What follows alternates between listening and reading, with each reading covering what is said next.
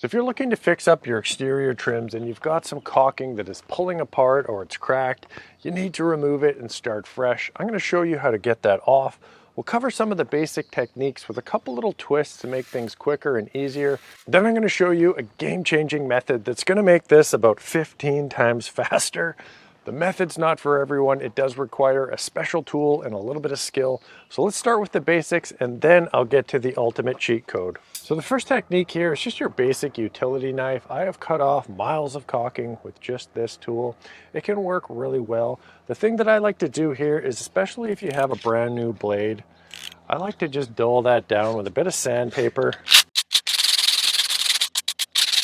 Just take that razor's edge off, and what that does is it just keeps the knife from wanting to dig in to the wood and get chips and just stop your progress.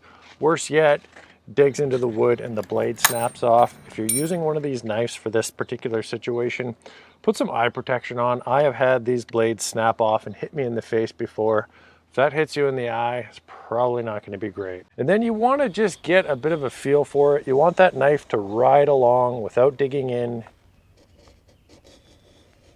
The other side had pulled away, but if it wasn't pulled away, you would cut that side off as well. And then you can see it's done a pretty nice job. There's some little bits here and there that need to be cleaned up. You can try to go over with the knife again and slice off some of those other bits. A pole scraper is going to be a great tool for this job as well. The Richards Red Bar is a great tool. So you can just scrape off some of those bits, just so things are nice and smooth. Now this is not silicone. We're not going to be using a silicone product. The caulking that we're going to be using will stick to the existing caulking, so it doesn't have to be 100%.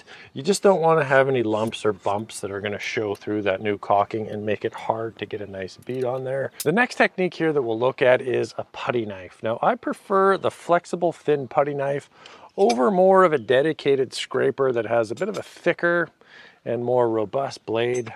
Grab the putty knife, find just the right flex and pressure, get that thing sliding along nicely, cut off the caulking. If you have any loose bits that need to get cleaned up, the pole scraper is going to be the best tool for that job.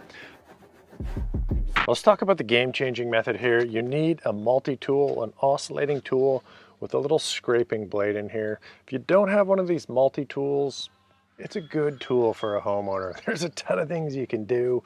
The Milwaukee M12 fuel version is my favorite version of any of these oscillating tools that are on the market.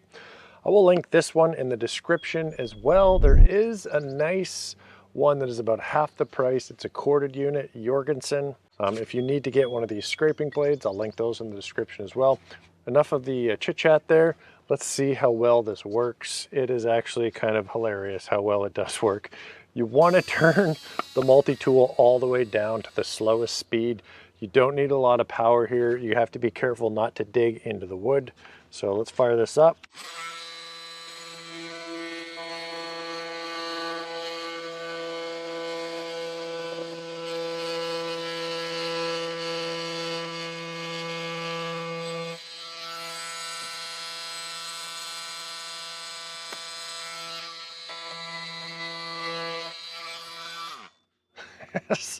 Yeah, it does like a beautiful job. You don't even really need any cleanup. If you did need to clean up a couple little spots, just use the multi-tool again. Yeah, that's wild. Now that you've got everything nice and clean, you want to do a nice job with the exterior caulking. There might not be a more difficult thing in the entire world. The exterior caulking is extremely sticky, very difficult to work with. I'm currently making a video on how to do a beautiful job with that. If you want to check it out, subscribe to the channel. If we're in the future and the video is already done, that'll be right over here.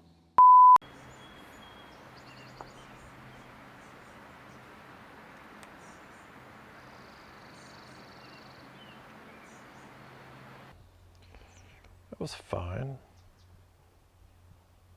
I can't remember what I even said in that part.